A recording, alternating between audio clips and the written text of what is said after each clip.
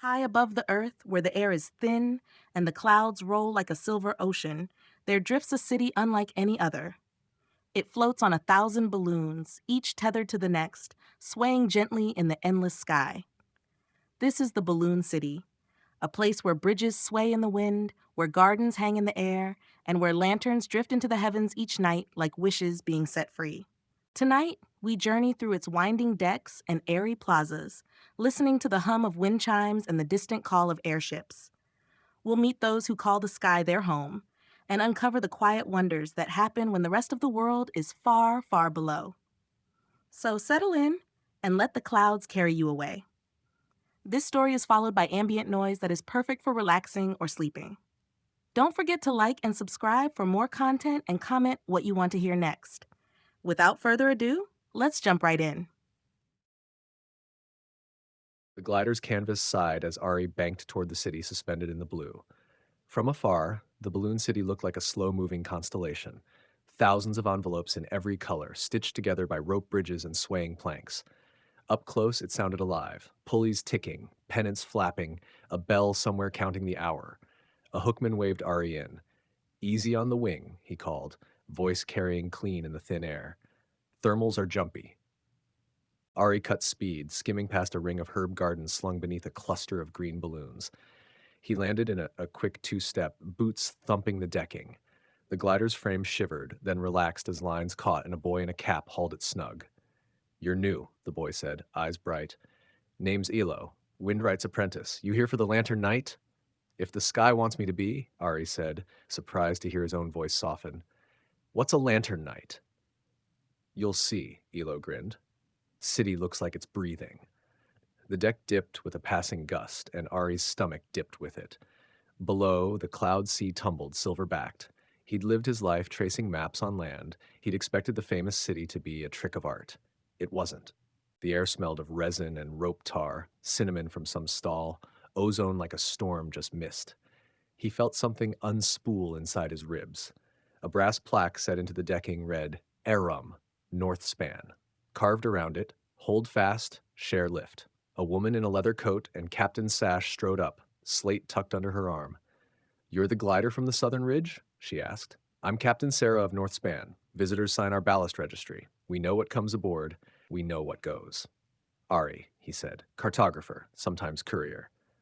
He signed. His hand brushed the slate's cold edge, and a treble of chimes trembled through the structure, harmonizing with the wind. "Welcome above, Ari." Sarah's gaze flicked to the sky. "Mind your step. Tonight we float a little higher than memory." Elo led Ari along a rope bridge that had more confidence than Ari did. Below, the cloud sea frothed. Above, a flock of skyfish, iridescent fins like prayer flags, tilted and flashed between balloons. "Don't look down when you're walking," Elo advised. "Look ahead. The planks listen when you doubt them." "They listen? Then the city is tied to itself by more than rope," Elo said, unconcerned. "People forget. Then they remember when a plank holds when it shouldn't." On the far side, the bridge opened into a market nested in gondolas. Lantern glass bloomed everywhere, painted with tiny storms, constellations, and faces. A vendor poured steaming tea from a copper kettle, leaning over the counter as if the whole stall might lean with him and fall, only it didn't. Ari bought a cup to anchor his hands. Ginger and something floral warmed his tongue. "How long have you lived here, Elo?" "Born above," Elo said. "Mother keeps time in the clock tower. Father listens to the lift sacks talk." Ari nearly choked on tea. "They talk?" "In leaks and stretch," Elo said, matter of fact. "If you hear a high whistle, that's a complaint. A low growl, that's a sulk. My father soothes them with warmed resin." Wind thumped the world. Pulleys clucked. The market swayed as one, and inhaled and steadied. Children took 3 quick steps and laughed. The city breathed. A candlelight sketcher sat cross-legged on a coil of rope, drawing the slow parade of faces. Ari glanced. His own profile had been caught, swift lines and a sweep of travel-worn hair. "You've got a seeker's jaw," the sketcher murmured without looking up. "Careful. Seekers fall into the spaces they chase."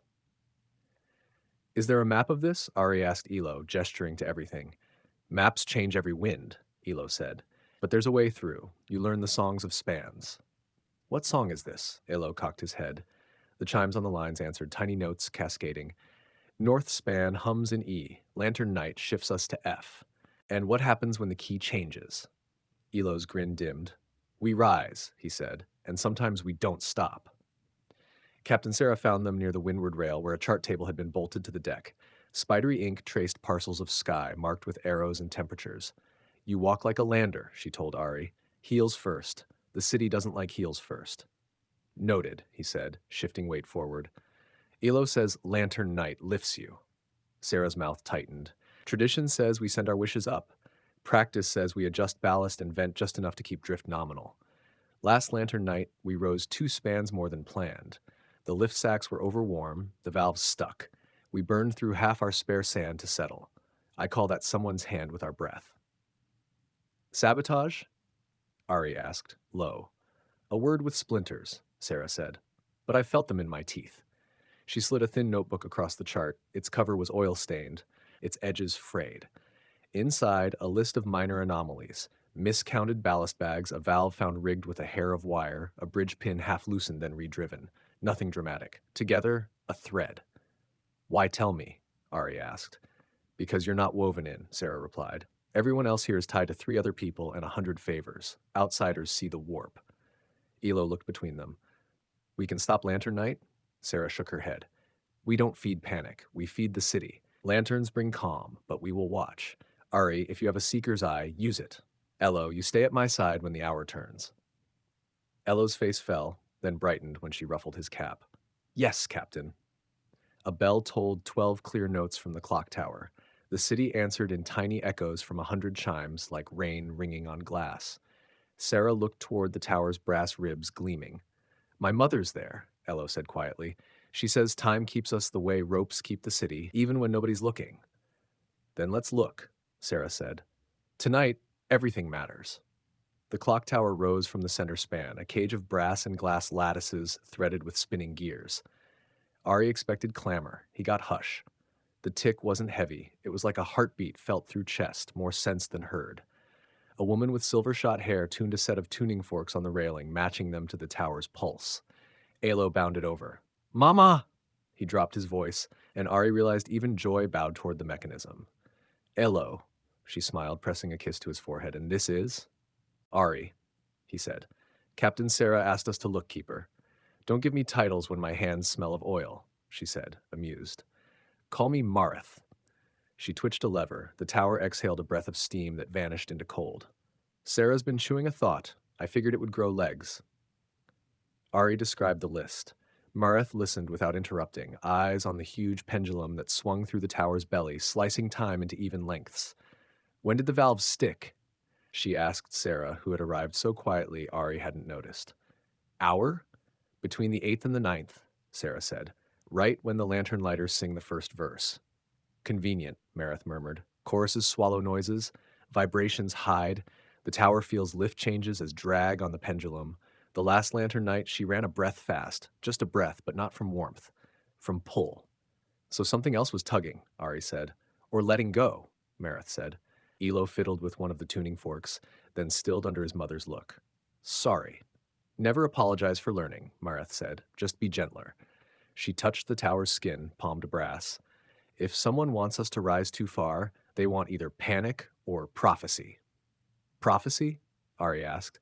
Some above believe the city was born to become a star, Marith said dryly. Others below want to see it come home. Between them, people who like to pull rope and watch what shakes. Ari felt the map of events in his head, routes branching. Who would have access to the valves? Anyone with a tool roll and a face people trust, Sarah said, which is the trouble. Then we stop thinking faces, Marith replied. We think timing.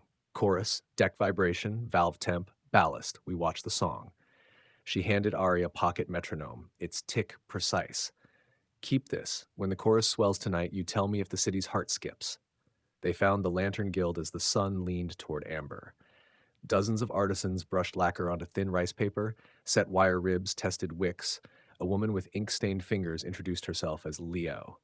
Lantern night is for wishes, she said, showing Ari a finished lantern painted with clouds and a child's name. But a wish is a weight too. We count. She tapped a tally slate. No more than the city can lift without fuss.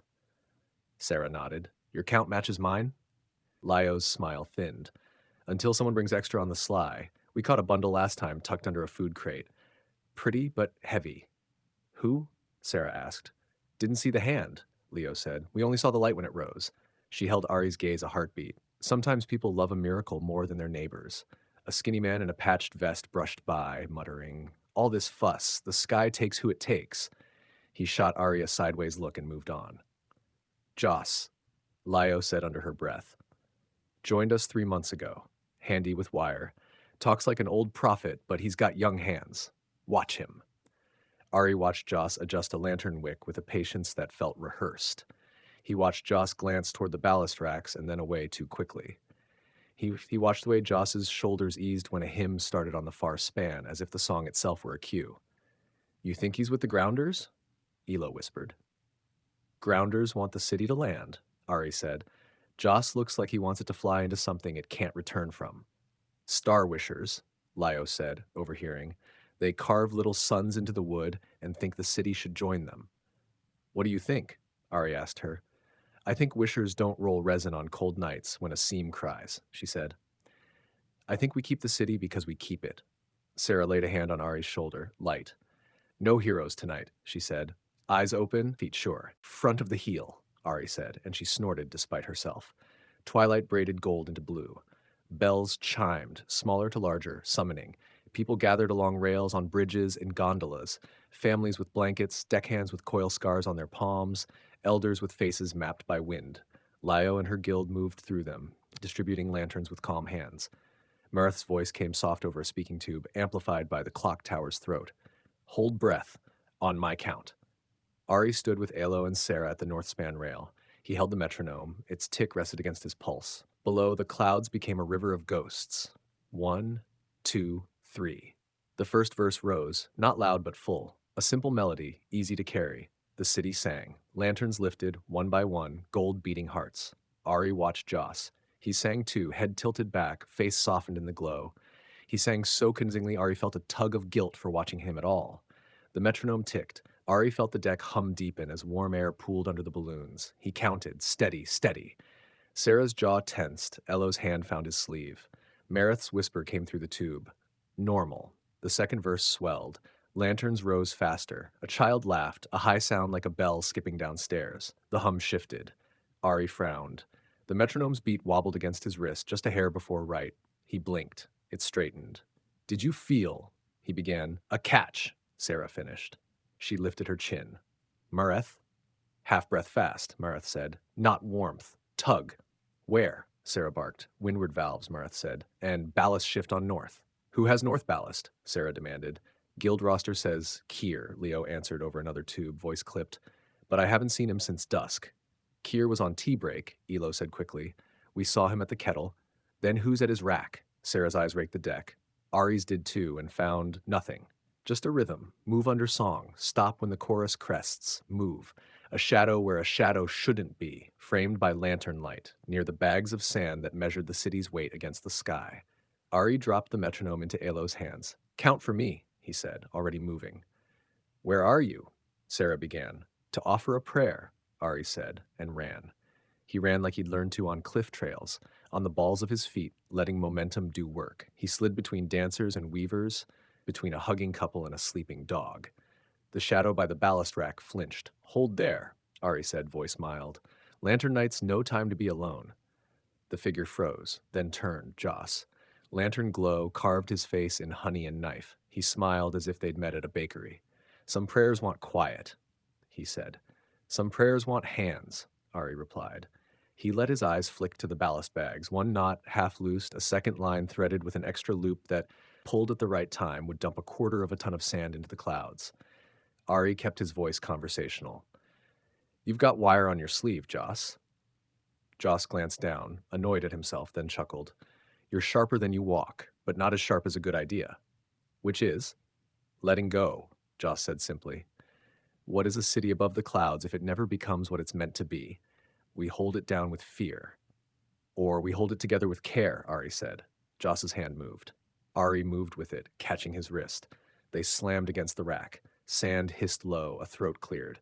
Lantern light trembled across Joss's eyes. The crowd kept singing, the chorus swelling enough to hide grunts. Let go, Joss hissed. You're a lander. You don't know the weight of dreaming. I know the weight of falling, Ari said, breath tight. He shifted hip to hip, used Joss's momentum to pin him to the rack. Joss laughed, quick and bright and nuts. Even if you hold me, others will pull. Names, Ari demanded. Joss's smile emptied. We don't use them, we use songs. Sarah arrived like a storm. She took in the line, the loop, the wire, the press of Ari's shoulder. She didn't waste a word. A knife flicked and cut the extra loop clean. Two deckhands hauled Joss back, binding his wrists. Who else? Sarah asked. Joss looked up at the rising lanterns. Beatific. Listen, he said. They're ready. Mareth's voice cut through, not loud, but each syllable a nail. North span, steady, arrest windward bleed. Valves clanked. The hum eased, then surged. The key is shifting, Elo called, eyes on the metronome. We're going sharp. No, no, it's like a choir added above us. Ari felt it too, another note braided into the city's breath, not from warming air, not from lantern lift. A foreign vibration, faint but growing, threading the song in a place it didn't belong. Sarah's face went still. There's another cluster, she said. Someone's lit extra lift. Where? Mareth said. Not us, Lyo reported, harried. Guild count holds. A whistle knifed the air from the east. An answer came from the south. Ari followed the sound, heart finding the line before his eyes did.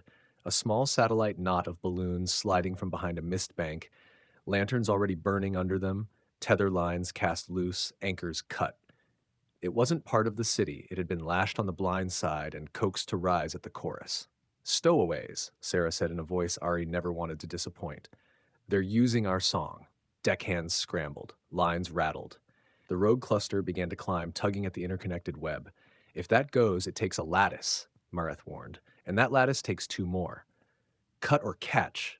Sarah asked. A breath. Less than a breath? Ari saw the diagram the way he saw river deltas. Catch, he said. If we cut, the sudden release pops us up harder. Sarah nodded once. Ello, she said, never looking away from the rising knot. Ready the throw lines. Ari, with him. Lyo, dim the lanterns 2 beats on my mark. Mareth, give me your step. Orders flew smooth. Lanterns faltered, then steadied, a planned stutter that made the crowd murmur but kept them calm. Ello slung a coil over his shoulder twice his size and grinned the grin of a boy standing next to danger and being asked to be brave. On 3, Sarah said. 1, 2, now. They threw, lines arcs like comets. One bit, then another. The rogue cluster slewed. Ello dug in, heels skidding. Ari leaned his weight into the rope, like feeling the music of the strain sing in his bones. Deckhands hauled, pulleys shrieked. For a breath, the cluster hung like a torn page. Hold, Sarah said through her teeth. They held. The throw line stapled the rogue cluster to the city long enough for climbers to scuttle up and spike temporary ties. Lanterns still rose, slower now, measured. People kept singing, their song had a tremor, then smoothed. Joss, bound, watched with a small, infuriating smile. See, he said to Ari, we want it. We all want it, only fear keeps you clever. It's not fear, Ari said, chest thrumming. It's the knowledge that every board I stand on is someone else's held breath. Joss's smile faltered, then reassembled. Poetry won't make a star. No, Ari said, but it keeps a city, Sarah barked. Secure, and the crew exhaled. Mareth's voice followed, softer. Pendulum returns, heart true. The chorus moved into its last verse. Lanterns flickered like a second constellation. Elo leaned on the rail, panting, eyes huge. You were good, Ari said. Elo blushed scarlet, then hid in his cap. You too, he muttered. Then, more seriously, do we stop the night? Sarah shook her head, scanning the crowd as if she could read intent like weather. We end it gentle. We search in the morning with the light. Joss strained against his ties. Morning won't change the sky, he said, almost sad. No, Sarah agreed, but it will change what you see. Lyo approached, palms ink-stained. We found engraving on the rogue cluster's joists, suns and a motto, for ascent, not return. Someone built that on purpose to ride our breath. Mareth's voice hummed through the tube. We held the key, but someone will try to change the song again. Then we changed the words, Sarah said. She faced the crowd, lifted her hands. The last verse tapered. She began a new one, unfamiliar to Ari. People blinked, then followed. The melody had an answer folded into it, a line that lengthened the breath on the downbeat and slipped a pause in the up, a counterweight of music. Ari felt the city settle into it like a shoulder into a familiar coat. You can do that? He asked Elo, awed. Of course, Elo said. Songs are tools. Lantern night closed on a hush more complete than any Ari had known on land. As the last lights winked to grain-sized stars, workers coiled lines, families drifted home, and the market shuddered like eyes. The city sighed a long, satisfied exhale. Sarah walked with Ari and Elo along the outer ring where the wind spoke clean. Joss had been taken to a quiet brig, a gondola with a lock and a view of nothing but cloud. "You'll stay," Sarah said to Ari without turning it into a question. "I owe you a morning," Ari said, "and perhaps a map of what isn't seen." "I don't want a map that pretends we are still," Sarah replied. "Give me a map that notes wind and tremor. A living map." Ari smiled. "Then I'll need to listen." "Start here," Elo said. He stopped and shut his eyes. After a moment, Ari did too. The city spoke. Tiny creaks, the hush of sacks settling, a distant clank as someone somewhere forgot to secure a tool and remembered, the slow, patient count of the clock tower, now in a lower key. "I hear it," Ari said. "What does it say?" Elo asked. "That it wants to float tomorrow, too," Ari said. "And it wants to be held by hands that respect both the want and the cost." Sarah nodded. "That's the oath we take above. Hold without clutching, let without abandoning. We'll find the rest of Joss's choir. Marith will read the tower's night trace. Leo will walk the joists for marks." "And me?" Ari asked. "You'll draw us a way of seeing. Outsider lines," Sarah said. She paused. "Also, you'll sleep. You walk like a man who's been looking for a place to set down his bag." Ari looked out over the cloud ocean, then at the tangle of ropes, the lantern soot on his fingers, Elo's cap askew. He felt the weight of his glider somewhere behind him, safe on its hook. "Maybe I found it," he said. Elo grinned. "Wait until breakfast. We have sky bread. It tastes like it remembers the wind." Ari laughed, and the city carried the sound away like a promise. Dawn came in a pale wash, the clouds below turning from pewter to milk. Ari stood with Mareth in the clock tower's belly while the pendulum drew its slow, perfect arcs. She unrolled a paper ribbon from a device at the tower's base, last night's trace, a needle-scratched line with small, telling tremors. "Here," Mareth said, tapping a stutter near the eighth chime. "Valve chatter, normal. Here, a sharper deviation, external tug. Not warmth, not ballast, harmonic pull." "Harmonic," Ari repeated, "like a tuning fork struck near a glass." "Exactly," Mareth said. "If you drive a frequency through a lattice, it can loosen pins without a hand touching them." "Who can make the city sing itself apart?" Ari asked. "Anyone with a wind harp big enough and bad intentions," Mareth said, deadpan. Then she softened. "I joke, but not fully. There are sky organs, arrays of pipes and sails that produce tones. Some are decorative, some are devotional, some persuasive." Ari leaned in. "And you think someone's built one nearby?" "I think someone wants our notes to carry theirs," Mareth said. "And I think they're patient." Their eyes rose to the pendulum. Its passing whisper calmed Ari's pulse. "Joss mentioned songs," Ari said, "not names." "Then we listen for songs that don't belong," Mareth said. She handed him a small brass disc with a slit. "Whistler. Spin it in the wind. It'll show you harmonics by the way it quivers.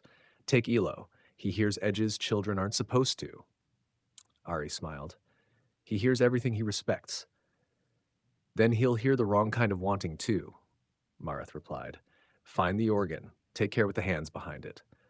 Elo dragged Ari to breakfast across a bridge that smelled faintly of rain. "Sky bread," he declared, holding up a loaf round as a balloon. Steam vented like a tiny cloud when the baker cracked its crust. Inside, pockets of air, glossy and soft. The baker, broad-shouldered, flour to his elbows, baked at altitude. Yeast likes a little fear. They sat on a low bench, tearing bread into heat-bright pieces, dipping them in a dish of honey shaken with salt. The first bite tasted like wind and warmth. Ari laughed aloud. "See," Elo said, proud. "Wind memory." Across the deck, Sarah spoke with Lio, eyes scanning, always. An elder joined them, a woman with rings on every finger and a scarf woven with tiny silver threads. Elo whispered, "That's Yara. She keeps old stories. Sarah listens when Yara frowns." Yara's gaze found Ari. She waved them over. "Cartographer," she greeted, as if cataloging a spice. "Draw us a map of our mistakes." "I prefer paths," Ari said. "Paths and mistakes are cousins," Yara replied, amused. "Every lantern night we test the tether between wonder and care. Some would cut it and call it trust." "Joss wasn't alone," Sarah told Yara quietly, "but we caught only threads." Yara plucked at her scarf. "Threads bind. They also lead." She turned to Ari. "The Star Wishers aren't fools. They're romantics. Dangerous breed. They carve suns because they're tired of dawns. They want noon forever. Who leads them? Ari asked. Not a name I'll speak yet, Yara said, but you'll hear their sermon soon enough. Find the wind that carries it. Elo bounced. We're going organ hunting, he told Yara. Mureth gave us a whistler. Take this, Yara said, sliding a small tin into Ari's palm. Inside lay a pinch of black powder. Soot from old ropes. Blow it across a suspect knot. It clings harder to oil than to resin. You'll know which hand tied it. You've done this before, Ari said.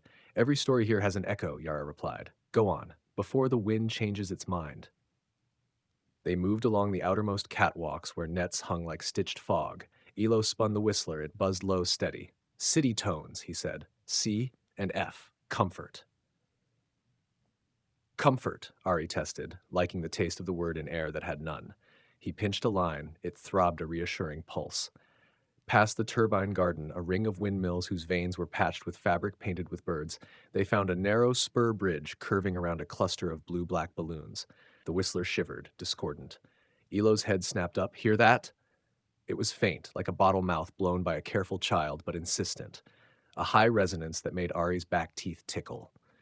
They followed it around the curve to a platform he wouldn't have noticed, a work deck hidden by tarps, bound tight. A small shrine sat at its edge, carved suns, neat and many. Elo's face folded. Stars, he whispered. They've been singing at us from our own ribs. Ari crouched, examining the tarp's ties. Some knots glistened. He dusted Yara's soot, the black bloom stuck in uneven flecks. Oil, he said. Fresh. Someone has hands here today. He eased a tarp corner. Beneath, a frame of pipes and stretched skins, a wind organ with valves angled toward the main spans. A string ran to each valve, disguised as rigging, but leading toward a quiet bell pull mounted at knee height. Play a note and the city vibrates where you want, Ari murmured, subtle enough to slip under song. Elo swallowed. We should call Sarah. We should listen first, Ari said. He touched a pipe with the back of a knuckle. Cold. The bell pull's cord had a bead around it, worn smooth by handling. Whoever plays this prays here. A scuff behind them. Ari didn't turn sharply. He stood slow, like a man stretching.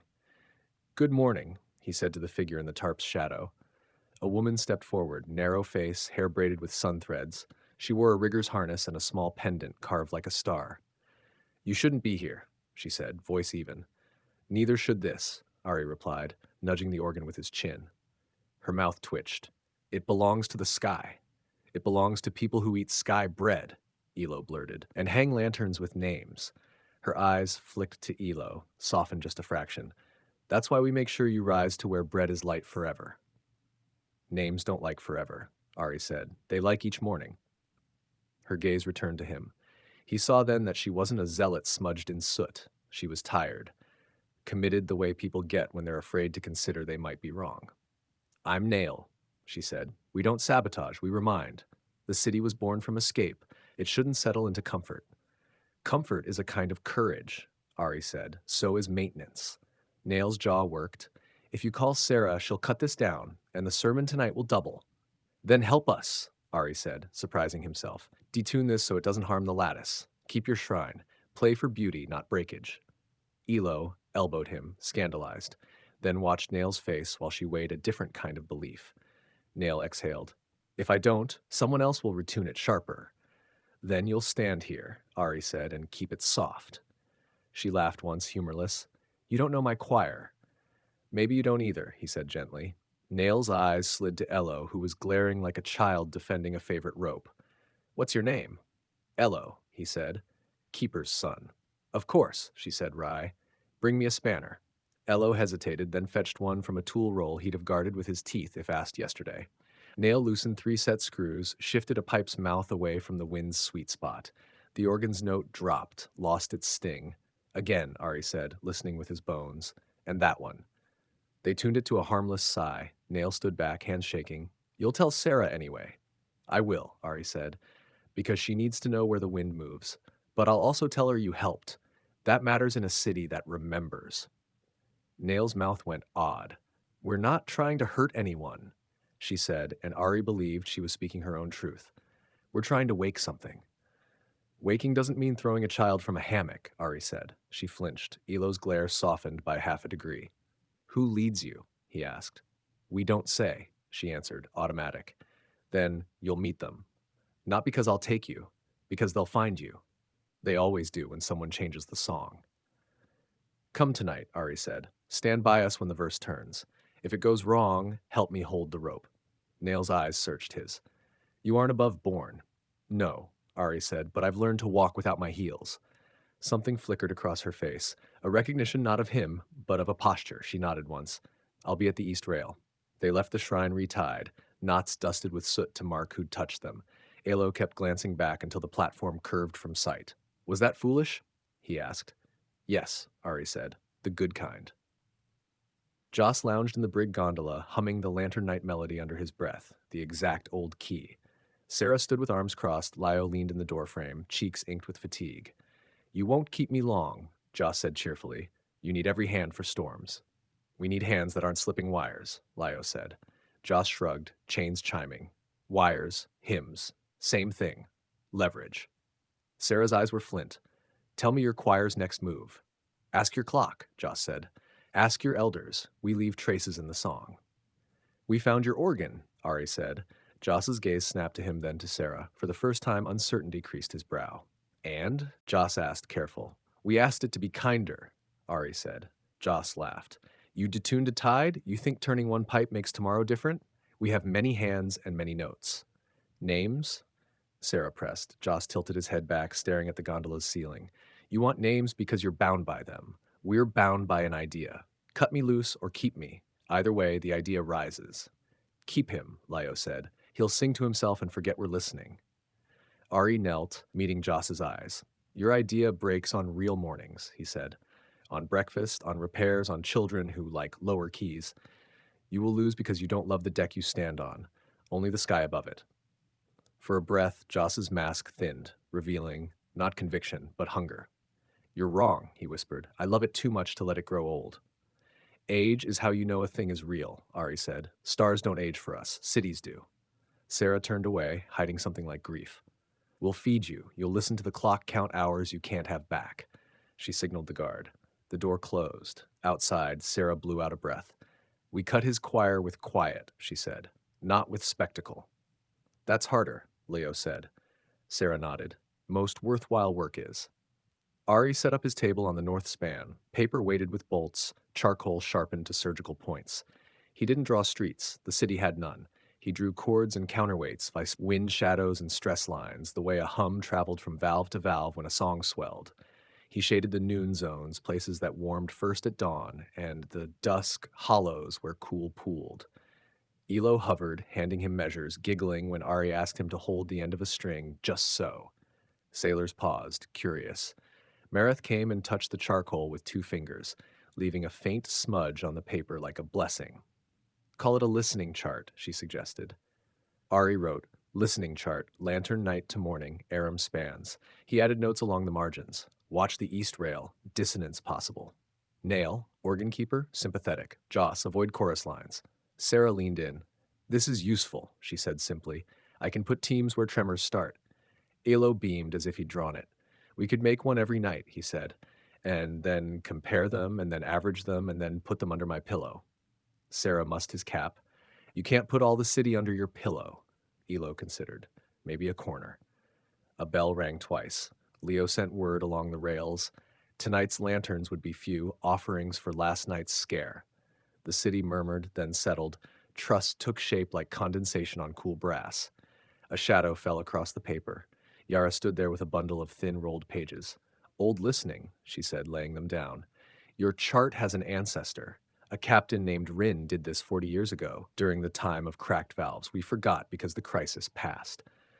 Ari unrolled them, breath-catching. The lines were different, bolder, less sure, but the intent was the same. A record of breath. He laid his own on top. The resembles hummed. Stories echo, Yara said, satisfied. Let's make this one end better. Afternoon wore on. Nail appeared at the east rail as promised, hair braided tight, jaw set. She kept her eyes on the horizon as if ashamed to meet Sarah's. Sarah joined her anyway, forearms on the rail. I know you, Sarah said without preamble. You rethreaded 3 lifters after the south gale. Quiet work. Good work. Nail blinked. I don't do it for thanks. Then you won't mind my thanks anyway, Sarah said. Stand with us. If your choir sets other organs, I'll cut every last one and you'll go back to tying knots for people who won't look you in the eye. Or you can make sure they don't break what you love. Nail's throat moved. You talk like us. I talk like someone who's mended a rope while crying, Sarah said. Love is maintenance. A gust carried a sound thin as spider silk. Not the organ. Words. Elo cocked his head.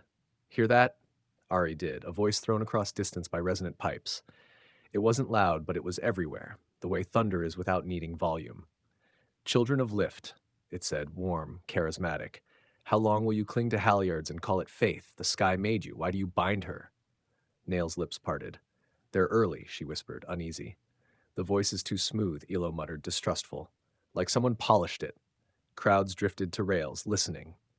Mareth's warning faded through the tubes. Ignore the sermon. Keep your tasks.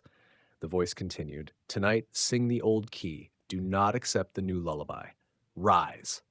Sarah raised her voice, pitched low to cut through without amplifying fear. Work crews, sound check, Lantern Guild, no release until my mark. She looked at Nail. Tell me where they hid the other organs. Nail closed her eyes. When she opened them, she looked smaller and braver. Two more, she whispered. South and west, tuned sharp. I can detune one, you'll have to cut the other. Go, Sarah said. Elo, west with Ari. I'll take south. Lio, dim the deck. Mareth, mask the voice with chime. Mareth smiled into the tube, fierce, with pleasure. They raced the sermon. Ari and Elo sprinted along a maintenance catwalk only riggers used. Elo tossed the whistler. It buzzed angry near a stack of tarps. Ari slashed ties with a borrowed knife. The tarp fell, revealing a smaller organ like pipes tuned to a pitch that made Ari's eyes water. Cut, Ari said. Elo set his jaw and swung his knife. Valves sprang, cords shuddered. The organ's song broke into harmless breath. The sermon's voice wavered, then grew louder to compensate. Children of Lift, it purred, irked now. Do not fear a few frayed knots. Fear small souls who call fear prudence. Elo muttered, small soul, and kicked the organ's frame once for good measure. Ari let him. They tied warning ribbons on the ruined frame. Ari scribbled on his chart, West Organ neutralized. He felt the city's hum even out under his feet, a literal change of tune. South? Elo panted. Sarah has it, Ari said, though worry tingled his skin. He felt the rope lines like nerve endings. Somewhere south, something tugged back. Nail reappeared as if the wind had folded from her shape. South is stubborn, she said. Heavier pipes. Who's there? Ari asked. Nail looked away. A friend, she swallowed. Used to be. Then let's be strangers with a purpose, Ari said. Elo, call Sarah. Tell her we're coming. Elo blew into a tiny brass trumpet, one note to a code this city had learned before he was born. Answering notes came. Sarah's pattern. Hurry. Another voice carried. Mareth's chimes, a cascade of deliberate pretty noise to tangle the sermon's edges. The lullaby, Nail said, a little awed. She's masking him with comfort. Comfort as a weapon, Ari said. I approve. They ran again.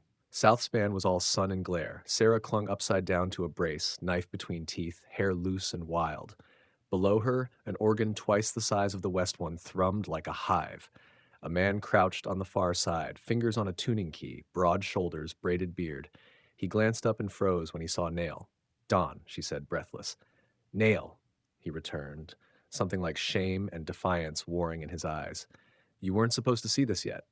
I saw the consequences, she said. Help us detune, not break. The city doesn't deserve a fight with itself. Dawn hesitated. The sermon coiled around them, coaxing. Rise, rise, rise. Sarah spat her knife into her palm. Pick a love, she snapped at Dawn.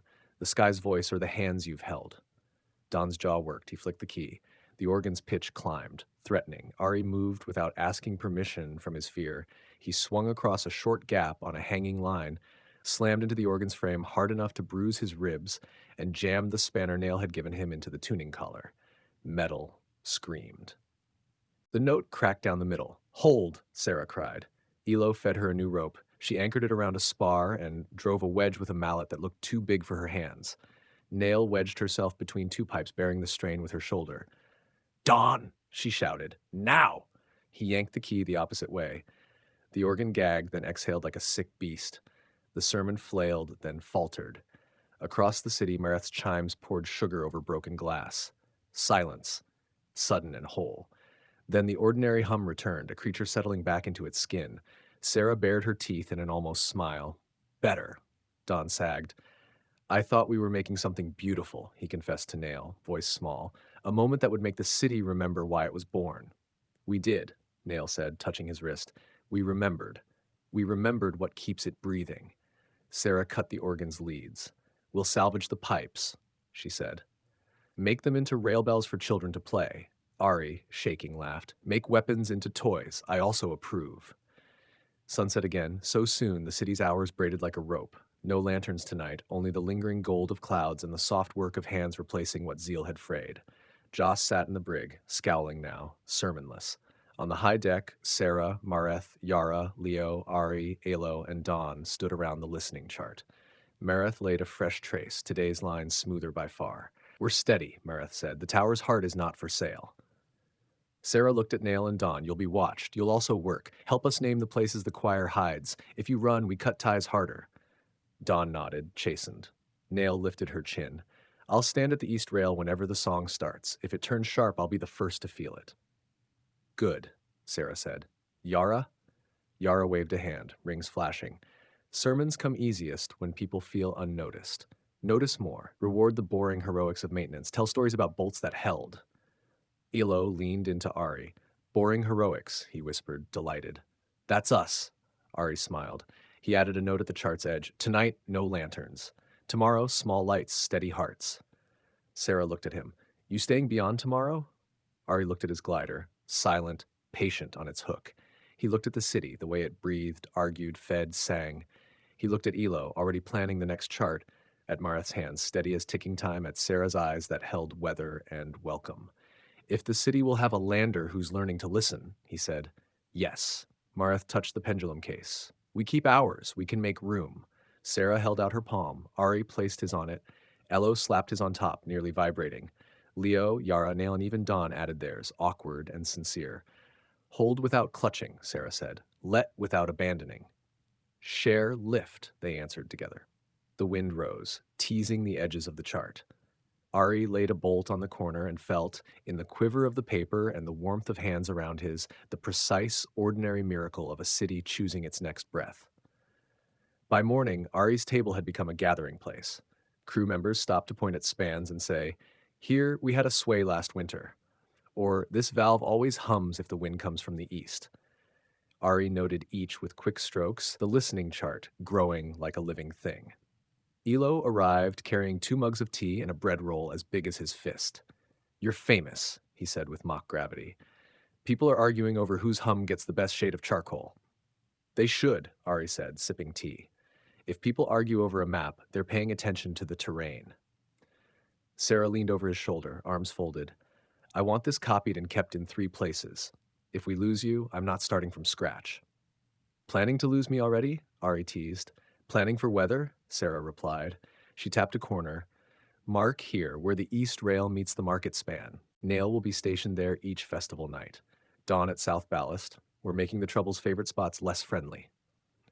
Yara ambled up, scarf trailing like a comet tail. I brought old dye, she said. Paint your trouble spots red so no one can pretend not to see them. Ari grinned. You want my map to start arguments. Arguments keep a city alive, Yara said. Silence lets it drift into someone else's hands. Late that afternoon, a courier glider approached from the cloud sea. The pilot, a youth with goggles too large for his face, handed Sarah a sealed envelope stamped with a wax sun. Sarah broke it and scanned the words, her jaw tightening. It's from the Grounders, she said, or someone who wants to sound like them. They claim we've betrayed the city's origin by refusing assent. They invite us to meet where the rope ends. Sounds like a trap, Leo said. Sounds like a sermon, Yara corrected. Nail frowned. That's choir language. They're offering a parley. Usually it's just to measure your convictions and your fear. I'll go, Sarah said. You'll take me, Ari countered. You volunteering to be bait? Sarah asked. I'm volunteering to listen, Ari said. They won't show their hand to someone they know will never leave the deck. Nail stepped forward. Then I'm going too. If this is my old choir, they'll talk to me. Sarah studied them both. Fine, but we set the tether first. They met at the farthest point of the western lattice, where a single heavy mooring line hung down into the clouds like the spine of the city. The air here was sharper, the drop more absolute. 3 figures emerged from behind a cluster of tied cargo balloons. Their leader wore a coat stitched with sun symbols, his hair streaked gold by some dye. Captain Sarah, he greeted with a half bow. We've been wanting your ear. I keep both, Sarah said evenly. The man smiled at Ari and Nail. New friends, or old? Nail, you left without saying goodbye. I stayed, she said, where the work was. They talked in circles about heritage, about how the city's founding was an act of rebellion against gravity, about how they wanted to honor that by continuing upward. Ari listened for the gaps between words. Twice he heard slips, mentions of tuning and preparing the frame that sounded like organ work. Finally, the leader leaned closer. You'll see soon. The next lantern night, the city will rise beyond reach. Sarah's voice was a blade. Not while my hands hold rope. Back at the north span, Mareth pulled Sarah aside. If they mean to force lift, we can fight it with counterweights. Water ballast we can release to balance sudden rise. That buys us minutes, Sarah said. Sometimes minutes win, Mareth replied. Ari sketched quickly, marking spans where water could be hung in casks without unbalancing normal life. Elo fetched paint. Nail and Don volunteered to hang the first casks. Feels strange adding weight when they want us to be lighter, Don muttered as he worked. That's the point, Nail said. We decide the terms of our own sky.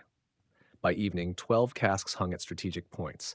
They swayed gently, their slosh a quiet reminder that preparation could be as subtle as sabotage. That night, Ari walked the east rail alone. He heard it again, the thin, high sermon note. But this time, it wasn't from an organ. It was sung by a human voice somewhere in the shadows. Rise, rise, children of lift. Ari followed the sound to a supply gondola where a young girl, no older than 12, was singing to herself while sorting rope. Where'd you learn that song? He asked gently. My brother, she said. He says it's the old anthem, helps the ropes behave. Does he work with the choir? Ari asked. She hesitated, then nodded once. Ari crouched. You know the city hums to certain songs? She nodded again, solemn. Then promise me you'll only sing the ones that keep it steady, he said. Her eyes were wide. Will they be mad? They'll be safe, Ari said, and so will you. 2 mornings later, Nail found Ari in the market span. I think I know what they meant by preparing the frame. Follow me. She led him to an underdeck storage area, wooden beams, netting, and the constant sway of the city's body. There, tucked between cargo pallets, was a frame of lightweight metal, half-built, lashed with ropes that led upward. It's not for cargo, Ari said. It's a lift cradle, Nail confirmed. They're going to attach extra balloons directly to it, hidden until the last moment. Sarah inspected it and swore softly. We can't just cut it. Too many lines attached to working spans. We'll have to dismantle it piece by piece. That became the day's work. Crew members filtering in under pretense of other tasks, each removing a bolt or cutting a line. By nightfall, the frame was nothing but scattered beams. That evening, Yara called for Ari on the outer deck. She handed him a small wooden box. Inside, a rolled piece of vellum, brittle with age. This is the first captain's oath, Yara said. It says, we rise when the city calls us, and we rest when the city needs to breathe. We've been forgetting the second part. Ari smoothed the vellum. The words were plain, but they carried the weight of lived storms. Read it aloud tomorrow, Yara said. People need to hear that rest is part of ascent. A sudden squall came the next morning. Wind whipping through spans, ropes singing with strain. It was the perfect test for the counterweights. Release west ballast, Sarah shouted as the city listed.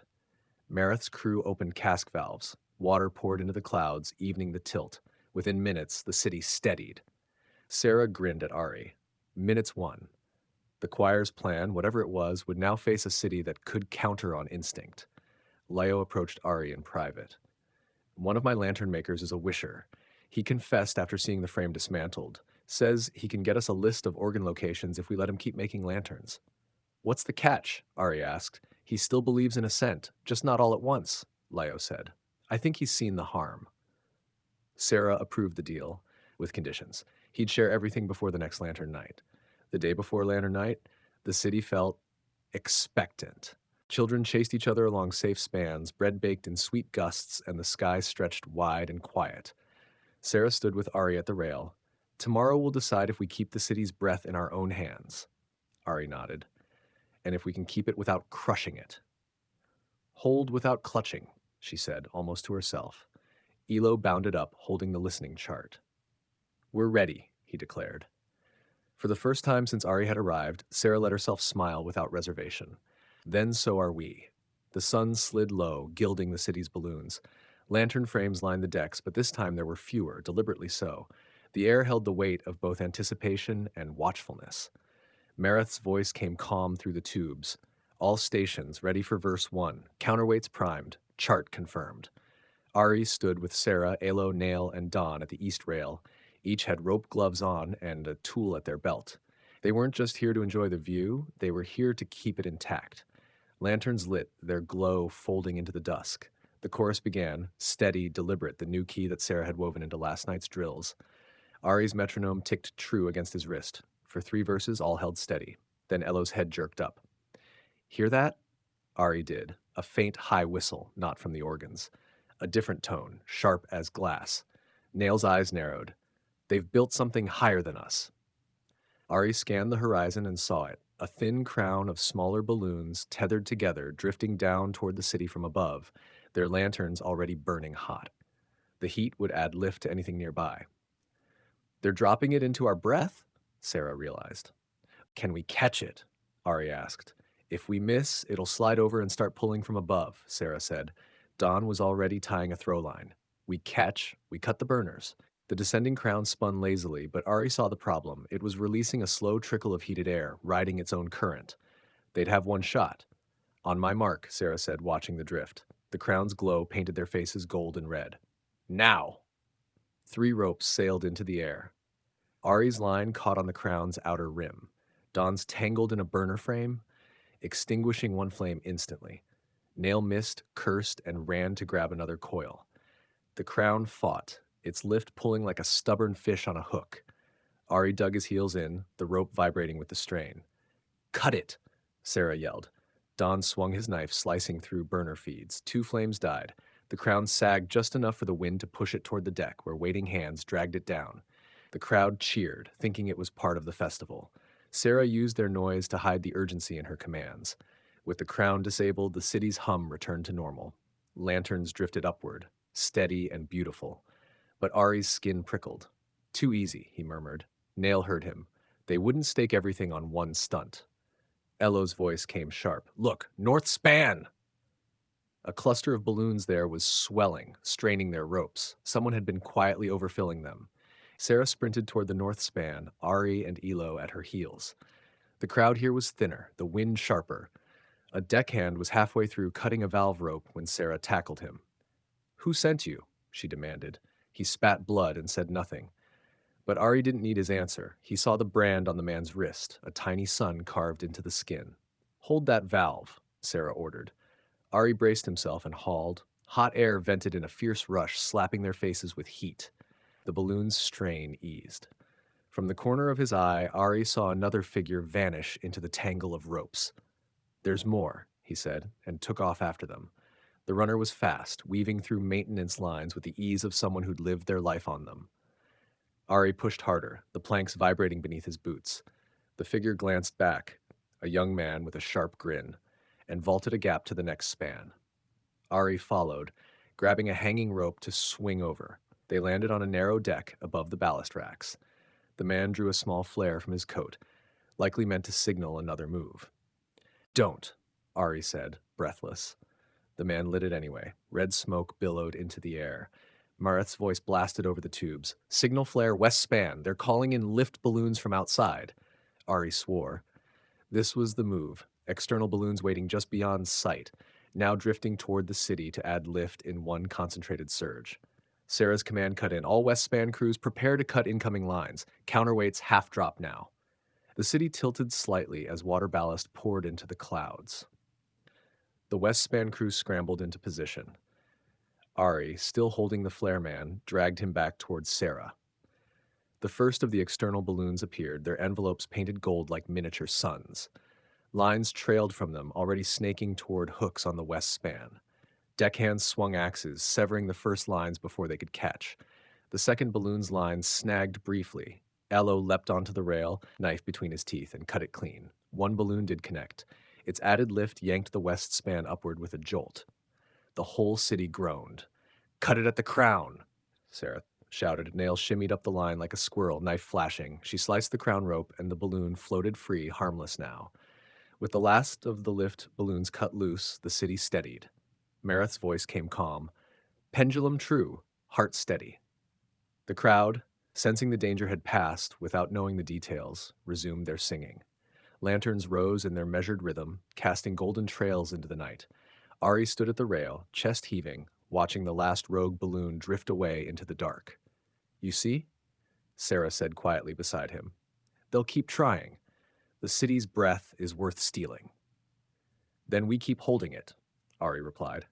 When the final lantern winked out of sight, Sarah turned to the crew and citizens gathered on the deck. This city floats because we share the lift, she said, voice carrying in the cool night. Not because of one person's dream, but because of everyone's hands. She nodded to Ari. He unrolled Yara's vellum and read the first captain's oath aloud. The words settled over the deck like an anchor in air. Mareth struck a chime in the new key, and the city answered. The song that rose was not the choir's, not the old sharp pitch, it was theirs. Nail, standing at the east rail, sang too. Don hummed under his breath. Alo's grin was as wide as the horizon. Ari looked out over the cloud sea, feeling the city's hum in his bones. This wasn't just survival, it was a choice. The choice to rise when called and rest when needed. Dawn broke soft and gold, the city rocking gently in a breeze so calm it felt deliberate. The air smelled of fresh rope tar and baking bread. Ari stood on the north span with Sarah, looking over the listening chart now crowded with notes and red marks. We didn't just hold the city, Ari said. We taught it how to hold itself. Sarah nodded, eyes on the horizon, and we taught each other who's willing to stand on the line. Nail and Dawn passed below, carrying coiled rope. Mareth's voice called from the clock tower. Trace is perfect. She's breathing easy. For the first time since Ari's arrival, there was no sermon in the wind. Joss was brought up from the brig. His smile was thinner now, more defensive than triumphant. So, he said to Sarah, you won the night. We kept the city, she replied. That's not a game you win once. It's a tide you keep rowing against. Ari handed Joss the old oath, letting him read it without a word. Joss's eyes flicked over the lines. For a heartbeat, his expression softened. You'll never make everyone agree, he said finally. No, Ari replied. But we can make them listen to the same song. The next evening, the city celebrated, not with lanterns, but with the Festival of Steady Hands, an old tradition Yara claimed hadn't been held in decades. Tables filled the spans, every dish tied to its place in case the wind turned. People told stories of ropes held, valves saved, sails mended. Elo was presented with a small brass whistle for cutting faster than the west wind. When Ari's turn came, Sarah simply said, He drew us away to listen. And the city clapped like rain on canvas. Later, under the quiet stretch of the east rail, Nail approached Ari. You could leave now, she said. Glide away before the next fight. I could, Ari agreed, but I'd still be listening for the hum in my sleep. Nail smiled faintly. Then you're one of us, even if you weren't born above. She handed him a small pendant, carved like a star but with the tips blunted, a reminder that sharp edges can be softened. Mareth found Ari in the clock tower, showing him how the pendulum's swing told the story of each day. Most people think the heart only speeds up or slows down in crisis, she said, but it changes for joy too. Ari listened to the faint shifts in the trace line, realizing he could hear laughter in the pendulum's rhythm. You can feel the city smiling, he murmured. Exactly, Mareth said. That's the best reason to keep it steady. At sunset, Yara leaned on her cane and looked at Ari. You've quieted one song, she said. Others will start.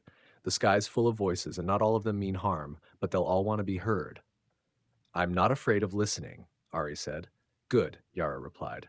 Just remember, listening is not the same as agreeing. Even the sky lies when it wants company. Alo bounced up to Ari, clutching a fresh sheet of paper. We should make a whole book of listening charts, he declared.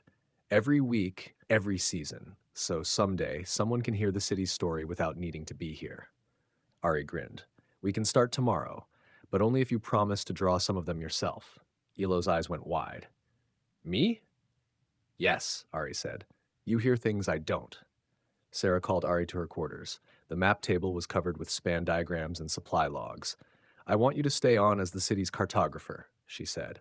Not for streets and markets, for the air currents, the hums, the moods, the kind of maps no one else knows how to make.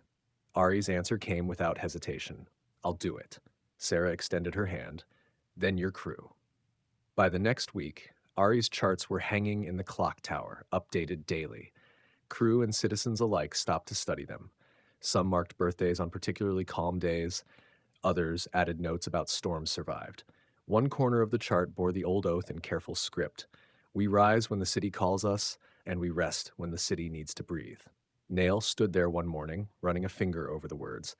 I thought ascent was the only kind of living, she admitted. Now I think maybe breathing is too. The city drifted above a sunrise of molten gold. Ari stood at the rail, Yellow beside him, both watching the clouds shift below. Think we'll ever touch the ground again? Yellow asked. Maybe, Ari said, but not because we were pulled down, because we chose to. Behind them, the city hummed in its own key, neither sharp nor flat, but true. Lanterns from the last night's smaller celebration still floated in the distance, their light dimming as the sun claimed the sky. Sarah's voice carried over the deck. All hands. Hold without clutching. Ari repeated it under his breath, feeling the wind catch the words and carry them upward. The city above the clouds kept its breath and its choice for another day.